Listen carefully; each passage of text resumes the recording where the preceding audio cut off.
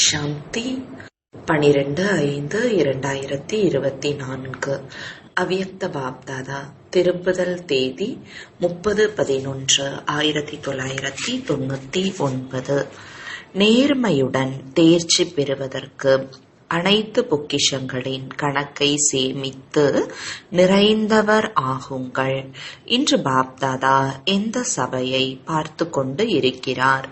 இன்றைய சபையில் ஒவ்வொரு குழந்தைகளும் உயர்ந்தவர்கள் மற்றும் அழிவற்ற பொக்கிஷங்களில் செல்வந்தர்களாக இருக்கின்றனர்.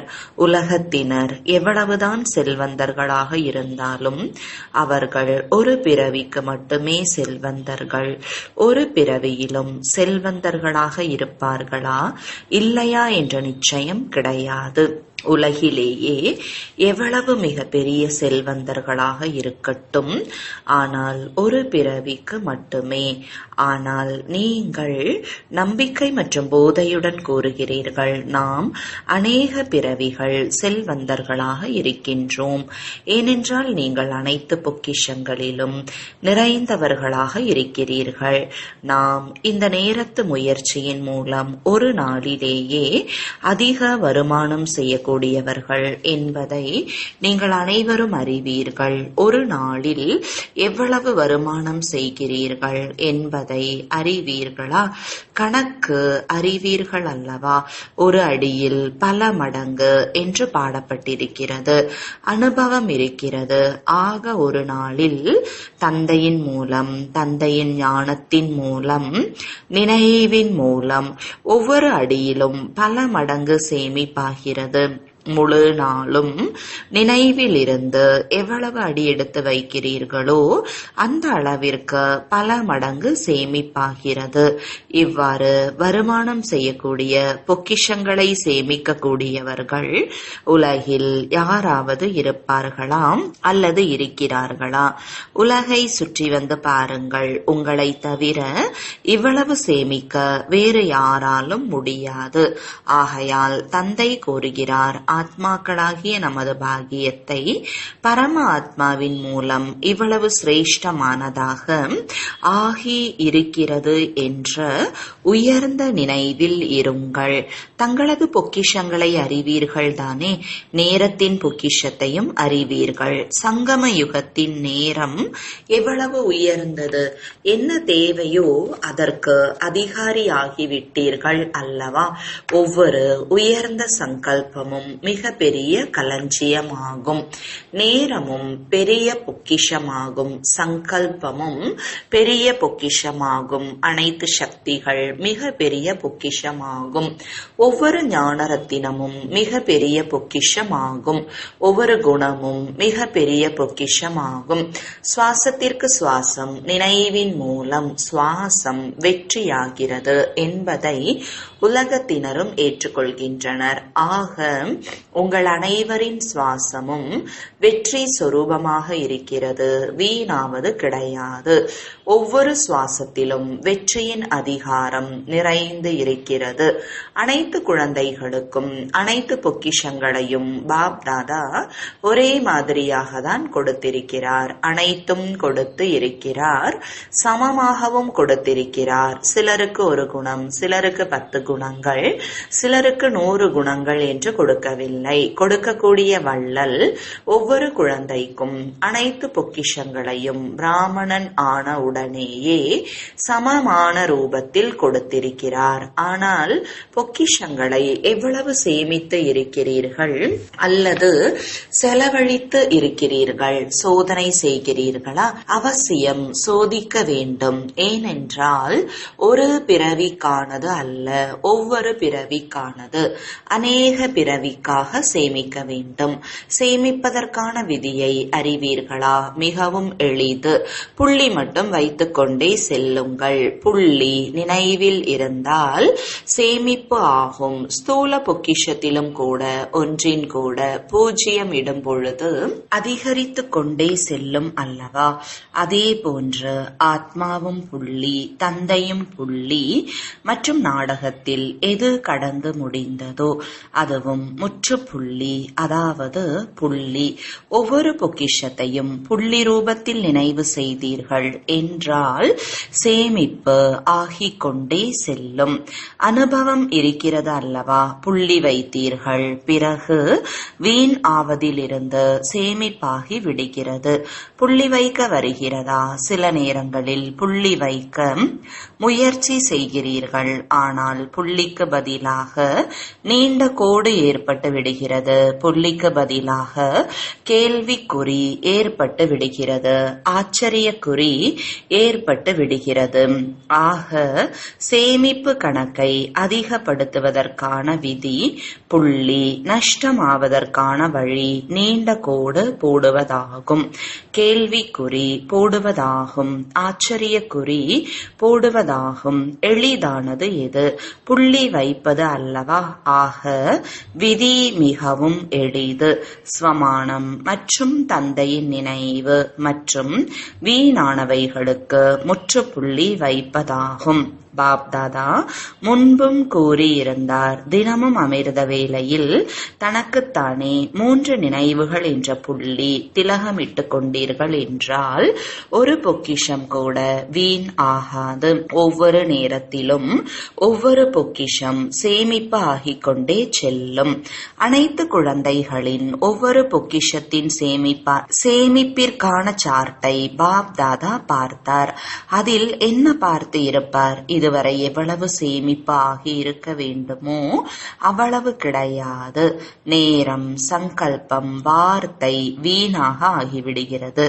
போக போக அவ்வப்பொழுது நேரத்தின் மகத்துவம் குறைந்து விடுகிறது.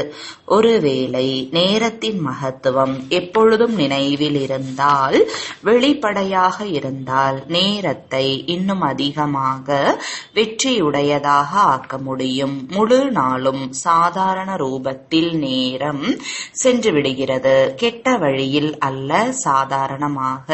அதே போன்று சங்கல்பமும் கெட்டது அல்ல, ஆனால் வீணானவைகளில் சென்று விடுகிறது. 1 மணி நேரத்திற்கானதை சோதனை செய்யுங்கள். ஒவ்வொரு 1 மணி நேரமும் நேரம் மற்றும் சங்கல்பம் எவ்வளவு சாதாரணமாக செல்கிறது. சேமிப்பு ஆவது கிடையாது. பிறகு பாப்தாதா சைகை கொடுக்கிறார், ஆனால் பாப்தாதாவிற்கு அதிக ஆறுதல் கொடுக்கிறீர்கள். பாபா, சிறிதுதான் இந்த மாதிரி சங்கல்பம் இருக்கிறது, அவ்வளவுதான். சிறிதுதான் சங்கல்பம் செல்கிறது, சம்பூர்ணமாகி விடுவோம், சரியாகி விடுவோம். இன்னும் கடைசி நிலை வரவில்லை. சிறிது காலம் இருக்கிறது, சரியான நேரத்தில் நிறைந்தவராகி விடுவோம். ஆனால் பாப்தாதா அடிக்கடி கூறுகிறார், நீண்ட கால சேமிப்பு தேவை. கடைசி நேரத்தின் சேமிப்பு கணக்கில் நிறைந்தவர் ஆகிவிடுவோம், நேரம் வரும்பொழுது ஆகிவிடுவோம் என்பது கிடையாது. நீண்ட கால சேமிப்பு நீண்ட காலம் நடைபெறும். ஆஸ்தி அடையும் விஷயத்தில் நான் லக்ஷ்மி நாராயணன் ஆவேன் என்று அனைவரும் கூறுகிறீர்கள். ஒருவேளை திரேதா யுகத்தில் வருவீர்களா? கை உயர்த்த கூறினால் யாரும் கை உயர்த்துவது கிடையாது. லக்ஷ்மி நாராயணன் ஆவீர்களா என்று கேட்டால் அனைவரும் கையை உயர்த்துகிறீர்கள். நீண்ட கால சேமிப்பு கணக்கு இருந்தால் முழு ஆஸ்தி கிடைக்கும். சிறிதளவு சேமிப்பு இருக்கிறது என்றால் முழு ஆஸ்தி எப்படி கிடைக்கும்? ஆகையால் அனைத்து பொக்கிஷங்களையும் எவ்வளவு சேமிக்க முடியுமோ அவ்வளவு இப்பொழுதிலிருந்தே சேமிப்பு செய்யுங்கள். ஏற்பட்டுவிடும், வந்துவிடும், இவ்வாறு என்று கூறாதீர்கள். செய்தே ஆக வேண்டும் என்பதுதான் உறுதித்தன்மையாகும். அமிர்த வேளையில் அமரும் பொழுது நல்ல மனநிலையில் அமர்கிறீர்கள். உள்ளத்தில் மிகவும் நல்ல உறுதிமொழியை செய்கிறீர்கள். இதை செய்வேன், இவ்வாறு செய்வேன், அதிசயம் செய்து காண்பிப்பேன். இது நல்ல விஷயம்தான். உயர்ந்த எண்ணங்களை உருவாக்குகிறீர்கள். ஆனால் பாப்தாதா கூறுகிறார், இது போன்ற அனைத்து உறுதிமொழிகளையும் செயலில் கொண்டு வாருங்கள். உறுதிமொழி மட்டும் செய்யாதீர்கள். என்ன உறுதிமொழி செய்கிறீர்களோ அதை மனம், சொல் மற்றும் செயலில் கொண்டு வாருங்கள். குழந்தைகள் மிக நல்ல நல்ல எண்ணங்களை உருவாக்குகிறீர்கள். பாப்தாதா அந்த நேரத்தில் மகிழ்ச்சி அடைகிறார். ஏனென்றால் தைரியம் வைக்கிறீர்கள் அல்லவா? இவ்வாறு ஆவேன், இதை செய்வேன், மிக நன்றாக தைரியம் வைக்கிறீர்கள். தைரியத்தை பார்த்து பாப்தாதா மகிழ்ச்சி அடைகிறார். ஆனால் காரியத்தில் கொண்டு வரும் பொழுது அவ்வப்போது என்று ஆகிவிடுகிறது. உறுதிமொழி கொடுப்பது மிக எளிது, ஆனால் காரியத்தில் கொண்டு வருவது என்றால் உறுதிமொழியை கடைபிடிப்பதாகும். உறுதிமொழி செய்பவர்கள் பலர் இருக்கின்றனர், ஆனால் கடைபிடிப்பவர்கள் வரிசைப்படியாக ஆகிவிடுகின்றனர். ஆக சங்கல்பம் மற்றும் செயல், திட்டம் மற்றும் நடைமுறை இரண்டையும் சமமாக ஆக்குங்கள். ஆக்க முடியும் அல்லவா? வியாபாரிகள் வந்திருக்கிறீர்கள். வியாபாரிகள் வியாபாரம் செய்வதை அறிவீர்கள் அல்லவா? சேமிப்பு செய்வதை அறிவீர்கள் தானே? என்ஜினியர் மற்றும் விஞ்ஞானிகளும் நடைமுறையில் காரியம் செய்கின்றனர். கிராமத்தை சார்ந்தவர்களை பாப்தாதா ஆட்சியாளர் என்று கூறுகிறார். ஏனென்றால் இவர்கள் சேவை செய்யவில்லை என்றால் யாரும் ஒன்றும் செய்ய முடியாது. ஆக வந்திருக்கக்கூடிய 3 வர்க்கத்தினர்களும் காரியங்களை செய்து காண்பிக்கக்கூடியவர்கள், வெறுமனே சொல்லக்கூடியவர்கள் அல்ல, செய்யக்கூடியவர்கள். எனவே அனைத்து உறுதிமொழிகளையும் செயல்படுத்தக்கூடிய ஆத்மாக்கள் தானே? அல்லது வெறும் உறுதிமொழி செய்பவர்களா? உறுதிமொழி செய்யும் நேரத்தில் பாப்தாதாவிடம் தைரியம் காண்பித்து மகிழ்ச்சிப்படுத்தி விடுகிறீர்கள். பாப்தாதாவிடம் ஒவ்வொரு குழந்தையின் உறுதிமொழி கோப்பு இருக்கிறது. அங்கு உறுதிமொழிக்கான கோப்பு வைப்பதற்கு அலமாரி அல்லது இடம் தேவை என்ற விஷயம் இல்லை. அவ்வப்பொழுது பாபா தனது அலௌகீக தொலைக்காட்சியில் பார்க்கிறார். எப்பொழுதும் திறக்க மாட்டார், அவ்வப்பொழுது திறக்கிறார் என்றால் கேட்க முடிகிறது. தங்களுக்குள் என்ன உரையாடிக் கொள்கிறீர்கள் என்பதையும் கேட்கிறார். ஆகையால் பாப்தாதா கூறுகிறார், வீணானவைகளை சேமிப்பு கணக்கில் சேமியுங்கள். பிராமணன் என்றால் அலௌகீகம். பிராமண வாழ்க்கையின் மகத்துவம் மிகவும் உயர்ந்தது. பிராப்திகள் மிக மேலானது. ஸ்வமானம் மிக உயர்ந்தது. மற்றும் சங்கமத்தின் நேரத்தில் பாபாவின் குழந்தையாக ஆவதும் உயர்ந்ததிலும் உயர்ந்த பல கோடி மடங்கு பாக்கியம். ஆகையால் பாப்தாதா கூறுகிறார், ஒவ்வொரு பொக்கிஷத்திற்கும் மதிப்பு கொடுங்கள். சொற்பொழிவின் போது மற்றவர்களுக்கு சங்கம யுகத்தின் புகழ் எவ்வளவு என்று கூறுகிறீர்கள். சங்கம யுகத்தின் புகழை கூறுங்கள் என்று ஒருவர் உங்களுக்கு தலைப்பு கொடுத்தால் எவ்வளவு நேரம் செய்ய முடியும்? 1 மணி நேரம் செய்ய முடியுமா? ஆசிரியர்கள் கூறுங்கள். யாரால் செய்ய முடியுமோ அவர்கள் கைகளை உயர்த்துங்கள். ஆக எவ்வாறு மற்றவர்களுக்கு மகத்துவம் கூறுகிறீர்களோ மகத்துவத்தை மிக நன்றாக அறிந்துள்ளீர்கள். அறியவில்லை என்று பாப்தாதா கூற மாட்டார்.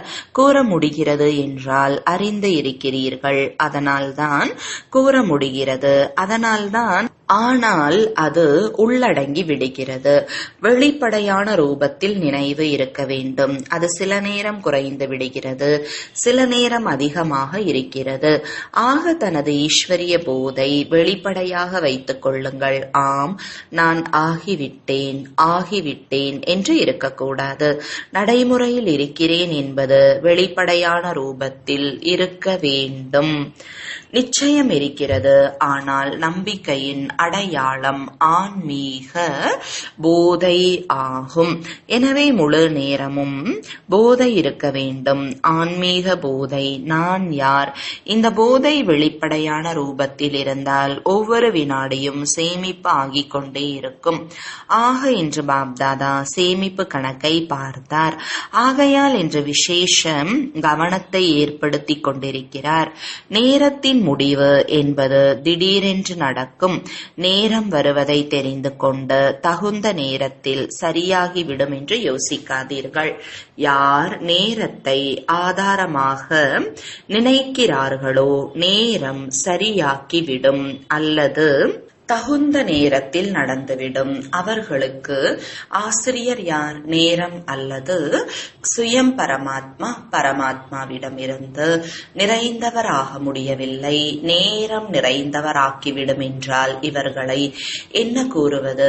நேரம் உங்களுக்கு எஜமானனா அல்லது பரமாத்மா உங்களுக்கு ஆசிரியரா? நாடகப்படி நேரம் உங்களுக்கு கற்பிக்குமா அல்லது நேரத்தின் ஆதாரத்தில் மாற்றம் ஏற்படுமா?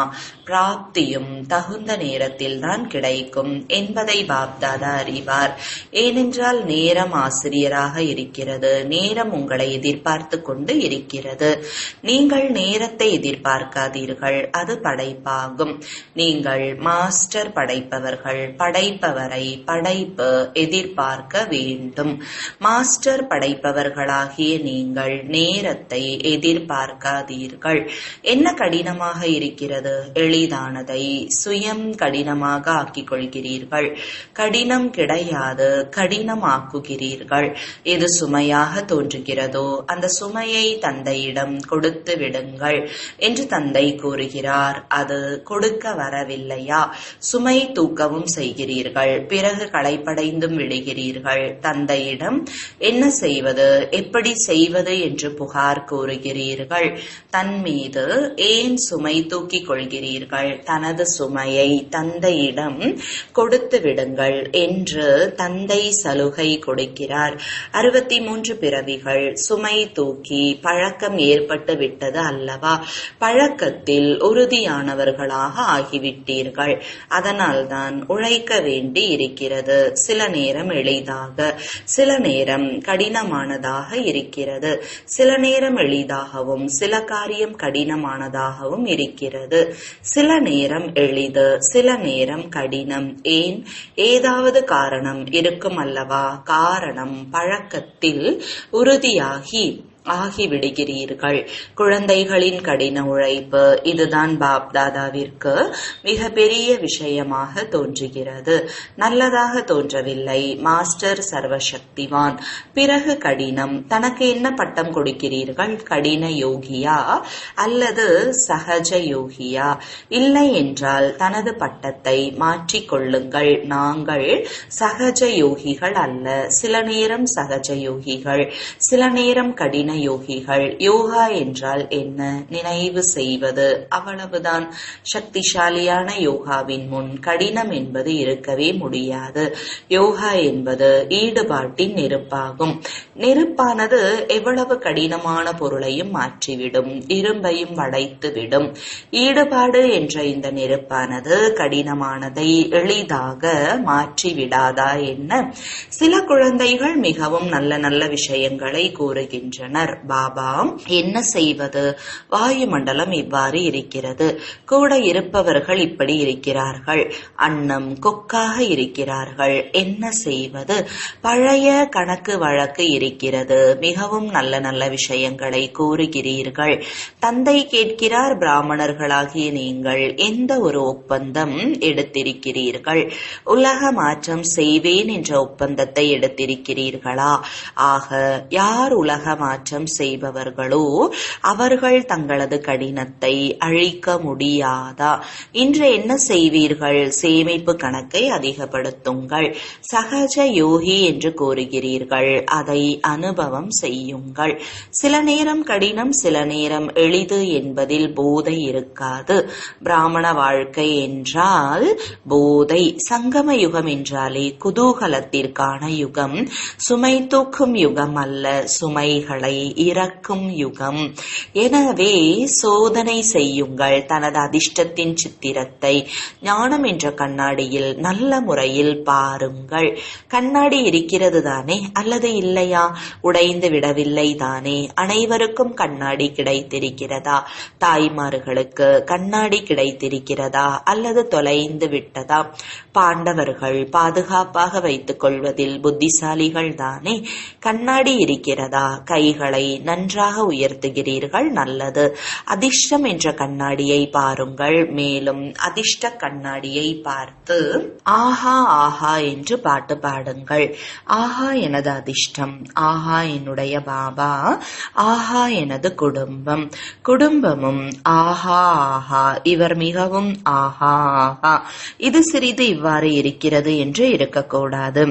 ஆஹா எனது குடும்பம், ஆஹா எனது பாக்கியம், ஆஹா என்னுடைய பாபா. பிராமண வாழ்க்கை என்றால் ஆஹா ஆஹா, ஐயோ ஐயோ என்று கிடையாது. ஷரீர வியாதியின் போதும் ஐயோ ஐயோ என்று கிடையாது. ஆஹா, இதுவும் சுமையை இறக்கி விடுகிறது. 10 பொருளில் 3-4 பொருள் இறக்கி வைத்து விட்டால் உங்களுக்கு நல்லது தானே? அல்லது ஐயோ ஐயோவா, ஆஹா சுமை இறங்கி விட்டது, ஐயோ எனது பாகமே இப்படிதான் இருக்கிறது, ஐயோ என்னை விட்டு நோய் செல்வதே கிடையாது, நாங்கள் விட வேண்டுமா அல்லது நோய் விடுமா? ஆஹா ஆஹா என்று கூறிக்கொண்டே செல்லுங்கள். ஆஹா ஆஹா என்று கூறுவதன் மூலம் நோயும் மகிழ்ச்சி அடைந்து விடும். பாருங்கள், இங்கும் இவ்வாறு நடக்கிறது தானே? யாரையாவது புகழும் பொழுது ஆஹா ஆஹா என்று கூறுகிறார்கள். எனவே நோய்க்கும் ஆஹா ஆஹா என்று கூறுங்கள். ஐயோ என்னிடம் ஏன் வந்தாய், எனக்குத்தான் இவ்வாறு கணக்கு இருக்கிறது. பிராப்தியின் முன் கணக்கு என்பது ஒன்றும் கிடையாது. பிராப்திகளை எதிரில் வையுங்கள் மற்றும் கணக்கு வழக்குகளை எதிரில் வையுங்கள். அது என்னவாக இருக்கும்? மிகவும் சிறிய பொருளாக தோன்றும். அதாவது பிராமண வாழ்க்கையில் என்ன நடந்தாலும் நேர்மறையான ரூபத்தில் பாருங்கள். எதிர்மறையானதை நேர்மறையானதாக மாற்ற தெரிகிறது தானே? எதிர்மறை நேர்மறைக்கான பயிற்சிகளும் செய்விக்கிறீர்கள் அல்லவா? அந்த நேரத்தில் தனக்குத்தானே பயிற்சி செய்விக்கும் போது கடினம் எளிதாக ஆகிவிடும். கடினம் என்ற வார்த்தை பிராமணர்களின் அகராதியில் இருக்கக்கூடாது. நல்லது. எந்த ஒரு கணக்காக இருந்தாலும் ஆத்மாக்களிடம், ஷரீரத்துடன் அல்லது இயற்கையிடம், ஏனென்றால் இயற்கையின் இந்த 5 தத்துவங்களும் சில நேரங்களில் கடினத்தின் அனுபவத்தை ஏற்படுத்துகிறது. எந்த ஒரு கணக்கு வழக்காக இருந்தாலும் யோக நெருப்பில் அழித்து விடுங்கள். என்ன செய்ய வேண்டும் என்று புரிந்ததா? சேமிப்பு கணக்கை அதிகப்படுத்துங்கள். வார்த்தைகளிலும் சாதாரண வார்த்தை கூடாது. வார்த்தைகளிலும் விதவிதமான உணர்வு மற்றும் பாவனைகள் இருக்கின்றன. மேலும் வார்த்தைகளின் மூலம் உணர்வுகள் மற்றும் பாவனைகள் தெரிந்து விடுகிறது. எனவே எந்த ஒரு வார்த்தை பேசினாலும் அதில் ஆன்மீக உணர்வு இருக்க வேண்டும் மற்றும் சுபமான சிரேஷ்ட பாவனை இருக்க வேண்டும். வார்த்தையும் பேச வேண்டும், பாவனையும் இருக்க வேண்டும். பொறாமை, வெறுப்பு இவை மாயையின் பாவனைகள். எப்பொழுதும் சுபமான உணர்வுகள் மற்றும் பாவனை இருக்க வேண்டும். இவ்வாறு இருக்கிறதா என்று சோதியுங்கள். நேரத்தின் பொக்கிஷம், வார்த்தைகளின் பொக்கிஷம், சங்கல்பங்களின் பொக்கிஷம், சக்திகளின் ஞானத்தின் பொக்கிஷம், குணங்களின் பொக்கிஷம். ஒவ்வொரு பொக்கிஷத்தையும் சோதியுங்கள். ஏனென்றால் ஒவ்வொரு பொக்கிஷத்தின் கணக்கை சேமிப்பு செய்ய வேண்டும். இவை அனைத்து பொக்கிஷங்களின் கணக்கு நிறைந்து இருக்கும் பொழுதுதான் முழு மதிப்பெண், அதாவது மதிப்புடன் தேர்ச்சி பெறுவது ஆகும். ஒரு பொக்கிஷம் சிறிது குறைவாக சேமிப்பாகி இருக்கிறது என்றால் இதில் என்ன இருக்கிறது என்று யோசிக்காதீர்கள். ஆனால் மதிப்புடன் தேர்ச்சி பெறுவதற்கு அனைத்து பொக்கிஷங்களின் கணக்கு நிறைந்து இருக்க வேண்டும். நல்லது. ஒரு வினாடியில் தனது சங்கல்பத்தை எங்கு விரும்புகிறீர்கள், என்ன யோசிக்க விரும்புகிறீர்களோ அங்கு அவ்வாறே சிந்தனை நடைபெறும் என்று புரிந்து கொள்பவர்கள் கைகளை உயர்த்துங்கள். ஒரு வினாடியில் மனம் கட்டுப்பாட்டில் வந்துவிட வேண்டும். இவ்வாறு வினாடியில் ஏற்பட முடியுமா? ஒருவேளை செய்ய முடியும் என்றால் கைகளை உயர்த்துங்கள். நல்லது. இந்த வாயுமண்டலத்தில் மதுவனத்தில் அமர்ந்திருக்கிறீர்கள். மதுவனத்தின் வாயுமண்டலம் சக்திசாலியாக இருக்கிறது. இந்த வாயுமண்டலத்தில் இந்த நேரத்தில் மனதை கட்டுப்படுத்த முடியுமா? வினாடியில் கட்டுப்படுத்தினாலும் சரி, நிமிடத்தில் செய்தாலும் சரி. ஆனால் கட்டுப்படுத்த முடியுமா? மனதிற்கு கட்டளையிடுங்கள், ஆத்மா பரம்தாம நிவாசி ஆகிவிடு. பிறகு பாருங்கள், மனம் கட்டளையை ஏற்கிறதா, ஏற்கவில்லையா? நல்லது. நாலாபுறங்களிலும் அனைத்து பொக்கிஷங்களுக்கும் எஜமானனாக குழந்தைகளுக்கு எப்பொழுதும் கடினமானதை வினாடியில் மாற்றக்கூடிய சகஜ யோகிகளுக்கு எப்பொழுதும் சங்கல்பம், நேரம், வார்த்தை, செயல் போன்றவற்றை சிரேஷ்டமாக்கக்கூடிய, எப்பொழுதும் சேமிப்பு கணக்கை அதிகப்படுத்தக்கூடிய, எப்பொழுதும் மனதிற்கு எஜமானன், மனம் புத்தி சன்ஸ்காரத்தை கட்டளைப்படி நடத்தக்கூடிய இப்படிப்பட்ட சுயராஜ்ய அதிகாரிகளுக்கு உள்நாட்டில் இருந்தாலும் அயல் நாட்டில் இருந்தாலும் ஆனால் உள்ளத்தில் தூரம் இல்லை, இப்படிப்பட்ட நாலாபுறங்களிலும் உள்ள குழந்தைகளுக்கு பாப் தாதாவின் அன்பு நினைவுகள் மற்றும் வணக்கங்கள். ஆன்மீக தந்தைக்கு ஆன்மீக குழந்தைகளின் அன்பு நினைவுகளும் வணக்கங்களும். வரதானம்: உயர்ந்த தந்தை, உயர்ந்தவர்களாகிய நாம் மற்றும் உயர்ந்த காரியம். இந்த நினைவின் மூலம் சக்திசாலி ஆகக்கூடிய தந்தைக்கு சமமானவர் ஆகுக.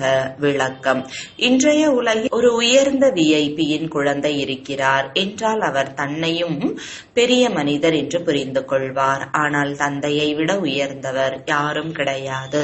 நாம் அப்படிப்பட்ட உயர்ந்ததிலும் உயர்ந்த தந்தையின் குழந்தைகள், உயர்ந்த ஆத்மாக்களாக இருக்கின்றேன். இந்த நினைவு சக்திசாலியாக ஆக்குகிறது.